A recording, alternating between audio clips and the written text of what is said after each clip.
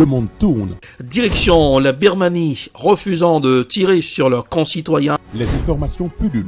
Tout de suite, voici les informations. C'est le moment d'ouvrir la page internationale avec Erlichi Dorelas depuis Boston, Massachusetts.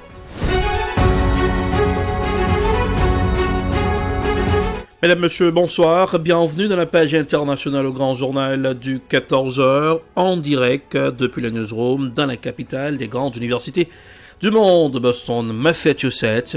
Erlich Dorelas pour la présentation.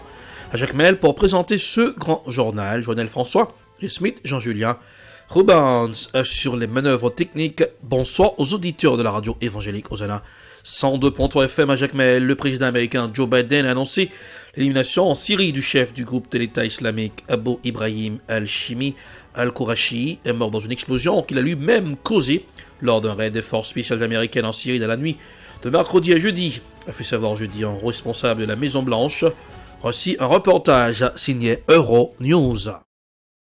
Le président américain Joe Biden a confirmé ce jeudi la mort du chef de l'État islamique pendant une opération des forces spéciales américaines. Il serait mort à l'aube dans une explosion qu'il aurait lui-même provoquée, tuant au passage plusieurs membres de sa famille. 13 personnes, dont au moins 6 enfants, ont perdu la vie dans l'opération. Le raid dans le nord-ouest de la Syrie a été suivi depuis la Maison-Blanche. Joe Biden a salué sur Twitter la bravoure de ses forces armées, grâce à laquelle, dit-il, nous avons éliminé du champ de bataille Abu Ibrahim al-Hashimi al-Qurashi, le chef de l'État islamique. Il a également rassuré sa population, tous les soldats américains sont sains et saufs. Le raid américain visait un bâtiment à Atmé, dans une province contrôlée en grande partie par les djihadistes et les rebelles. Des camps surpeuplés de la région servaient de base à des chefs djihadistes qui se cacheraient parmi les déplacés. Des forces spéciales américaines ont été amenées par hélicoptère et des affrontements ont ensuite éclaté. Il s'agit de la plus importante opération des forces américaines en Syrie depuis la mort en 2019 d'Abou Bakr al-Baghdadi, le précédent chef de l'État islamique. L'OTAN renforce ses effectifs en Roumanie par les nouvelles troupes déployées par Washington en Europe de l'Est. 1000 soldats américains vont être envoyés en Roumanie frontalière de l'Ukraine. Des militaires français sont aussi annoncés. Voici un reportage signé TV5 Monde. C'est l'un des avant-postes les plus loyaux de l'OTAN aux marges de la zone d'influence russe. Depuis son adhésion en 2004, la Roumanie n'a cessé de renforcer ses rapports au sein de l'Alliance Atlantique. Encore plus depuis 2014 et l'invasion de la Crimée par les troupes de Moscou. Les Américains y ont même stationné 900 soldats et un système antimissile. Pas assez pour assurer Bucarest dans le contexte actuel. Nous traversons une période extrêmement tendue, dans laquelle les risques et les menaces pour la sécurité régionale euro-atlantique, y compris la sécurité de la Roumanie, ont augmenté. Il y a une tendance claire à revenir à la politique de la force et à remettre en question l'architecture de la sécurité européenne, construite après la guerre froide. Il y a 2 semaines à Genève, face à son homologue américain, le chef de la diplomatie russe, Sergueï Lavrov, avait même réclamé à l'OTAN qu'elle retire toutes ses troupes étrangères de Roumanie et de la Bulgarie voisine. Demande rejetée par Washington, qui, face à l'attitude jugée hostile de Moscou, invoque au contraire l'article 5 de la charte de l'OTAN, selon lequel ses membres s'engagent à se défendre les uns les autres. Avec ses 530 km de frontière avec l'Ukraine, la Roumanie serait en cas de conflit aux premières loges. Washington préfère donc y déployer 1000 soldats supplémentaires. Je tiens à souligner que ce déploiement répond à l'invitation expresse du gouvernement roumain. Et nous nous félicitons de l'annonce du président français Macron selon laquelle la France a l'intention de déployer des forces en Roumanie sous le commandement de l'OTAN. Paris annonce l'envoi de plusieurs centaines de militaires. Le chef de la diplomatie française était d'ailleurs à Bucarest ce jeudi pour en discuter. Je ne crois pas qu'on puisse dire que ce soit une provocation. Et je ne vois pas en quoi cela pourrait perturber les discussions qu'a régulièrement le président de la République avec le président Poutine. Une décision destructrice et injustifiée, dénonce Moscou. Pour le Kremlin, ces renforts de l'OTAN réduisent le champ pour les discussions politiques. Les dirigeants de la communauté des États ouest-africains, CEDEAO, réunis jeudi à Accra, ont décidé de ne pas imposer de nouvelles sanctions au Burkina Faso, où des militaires ont pris le pouvoir le 24 janvier dernier. Voici un reportage signé Africa News. Il n'y aura pas de nouvelles sanctions contre le Burkina Faso. C'est ce qu'a décidé la CEDEAO quelques jours après le coup d'État du 24 janvier à Ouagadougou. Les dirigeants des pays d'Afrique de l'Ouest étaient réunis ce jeudi à Accra au Ghana. Pas de nouvelles sanctions donc, mais la CEDEAO s'attend, comme au Mali et en Guinée, à ce que les militaires au pouvoir mettent en place rapidement un calendrier de transition pour céder le pouvoir à des civils. Car avec 3 coups d'État dans la région en l'espace de quelques mois, la CEDEAO s'inquiète. Nous devons affronter ce danger, cette tendance dangereuse, de manière collective et décisive, avant qu'elle ne dévaste toute la région. J'espère que nos discussions déboucheront sur des décisions éclairées, susceptibles d'inverser la trajectoire politique qui se détériore dans notre région et qui est caractérisée par des revers démocratiques et par la fragilité de nos systèmes de sécurité. Lors d'un premier sommet virtuel tenu après le putsch, la CEDEAO avait décidé de suspendre le Burkina Faso et d'envoyer 2 missions sur place, l'une militaire, l'autre ministérielle. Direction la Guinée, l'armée de Guinée-Bissau a lancé mercredi une vaste opération, y compris au siège du gouvernement, selon un responsable militaire, pour retrouver les commanditaires et les protagonistes de la tentative de coup d'État qui a tué 11 personnes mardi, sur laquelle subsistent de nombreuses zones d'ombre. Voici un reportage signé France 24. Un sourire pour rassurer après plusieurs heures de confusion. Et cette image, le président Umaro Sissoko Embalo, entouré de son Premier ministre, du ministre de la Défense et de ses principaux conseillers en bonne santé. J'étais en plein conseil des ministres. Donc, tous les membres du Parlement, y compris le Premier ministre, nous sommes attaqués avec des armements très lourds. Très lourds. 5 heures de temps. Tout commence en début d'après-midi. Des tirs nourris retentissent tout près du palais du gouvernement, où tous les responsables politiques du pays sont réunis. Des civils fuient les lieux, les écoles des alentours sont fermées. Le président, lui, est exfiltré et mis en sécurité.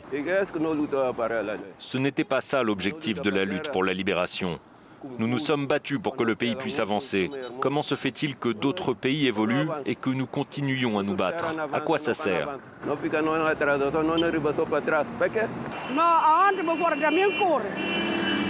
Hier, j'ai pris mes jambes à mon cou quand j'ai entendu les coups de feu. J'ai vraiment couru longtemps.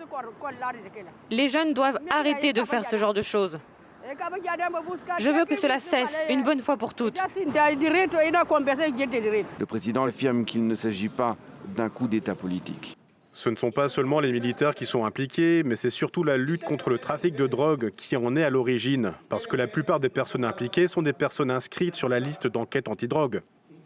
La Guinée-Bissau a longtemps été considérée comme l'une des plaques tournantes du narcotrafic en Afrique, la porte d'entrée des cargaisons de drogue venues d'Amérique du Sud. Une page désormais tournée, a affirmé le président Embalo sur notre antenne en octobre dernier. La situation est suivie de près par la communauté internationale. Le secrétaire général de l'ONU, l'Union africaine et la CEDEAO, tous condamnent une tentative de coup d'État, à l'image de ce communiqué. Dossier spécial dans cette page internationale pour aujourd'hui. Les troupes françaises doivent-elles rester au Mali? Le ministre des Affaires étrangères évoque cette fois-ci une rupture politique et militaire. Il faut dire que la junte militaire a envoyé l'ambassadeur français et 90 soldats danois de la force européenne Takuba.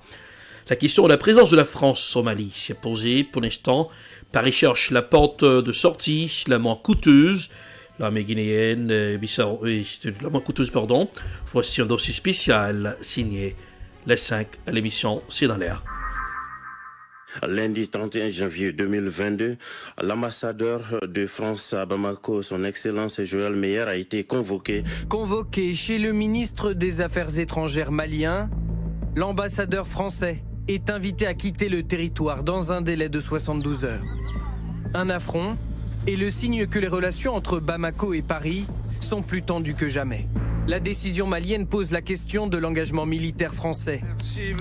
Hier, Jean-Yves Le Drian a pris la parole à l'Assemblée nationale pour clarifier les choses. Notre volonté est intacte et ce n'est pas un événement dû à l'irresponsabilité, je réitère mes mots, dû à l'illégitimité d'un gouvernement de coup d'État qui va nous faire enrayer notre lutte contre le terrorisme.